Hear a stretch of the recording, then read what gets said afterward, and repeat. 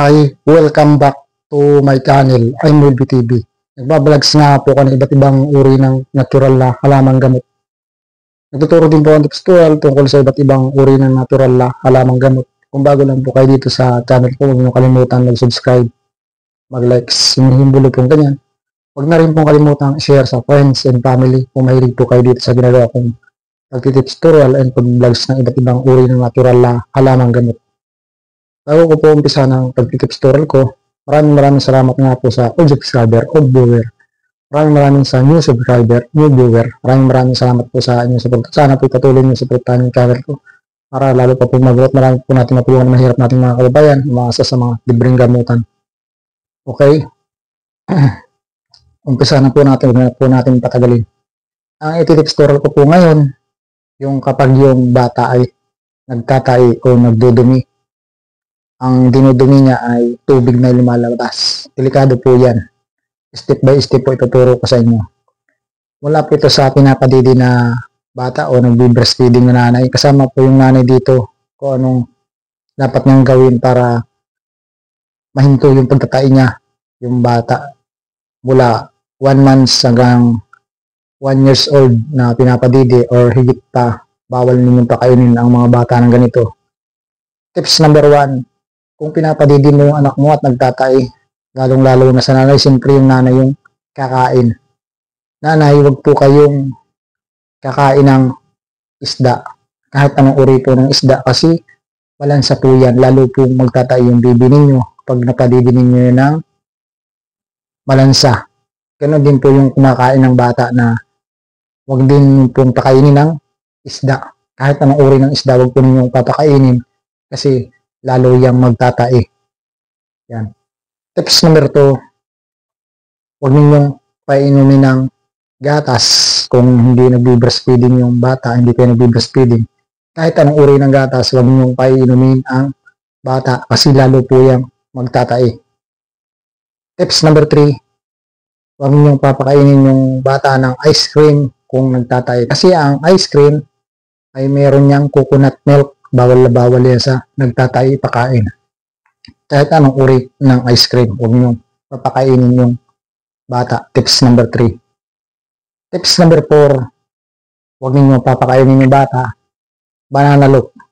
Alam nyo ba ang banana loaf? Bawal na bawal yan ipakain sa nagtatai na bata. Lalo yung magtatai. Tips number 5, lagi nyo hugasan siya ng kamay kung kakain kasi kung lalo madumi yung kamay niyan, kakain siya, lalo siyang magtatai.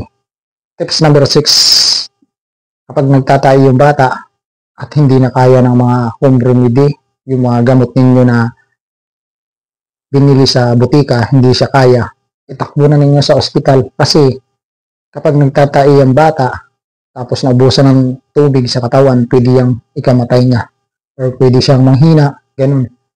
Kung halimbawa ay mga 8 hours na siya nagtatay, 24, 50-50 yan, itakbo na ninyo sa hospital. Yan po yung tips number 6. Okay.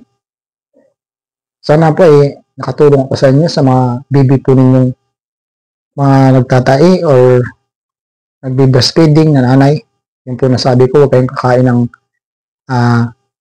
isda or huwag kayong iinom ng gatas yung mga nanay. Huwag kayong kakain ng banana loaf. Huwag din kayo kakain ng may mga gata or mga ginisa o mga pinirito.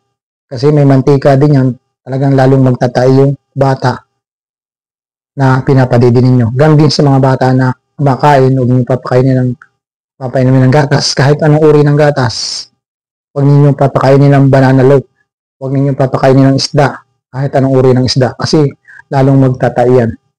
Huwag niyo papakainin ng ice cream kasi ang ice cream may coconut milk. Kaya lalo siyang magtatai. Bawal na bawal pakainin ng ice cream kahit anong uri ng ice cream ang batang nagtatai. Okay? Yan po yung tips number 6 nga, yung the bonus. Tatakbo ninyo sa ospital kung hindi kaya ng mga home remedy, hindi kaya ng mga gamot na binili mo sa butika, hindi kayang pagalingin yung pagtatai. Itakbo ninyo sa ospital kasi delikado kapag nagtatai 8 hours to higit pa. Napakadelikado. 50-50 yan. Takbo na ninyo sa ospital yung bata na nagtatayo, anak ninyo, delikado po yan. Okay?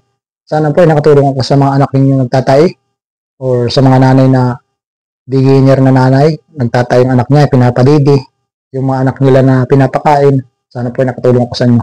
Subscribe po sa bago lang sa channel ko. Likes and share kung mahilig kayo dito sa ginagawa ko. Pagtitips ng iba't ibang uri ng natural na halaman gamot.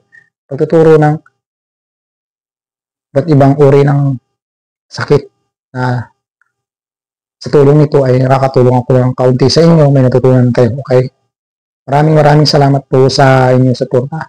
I'm Will TV. Bye-bye.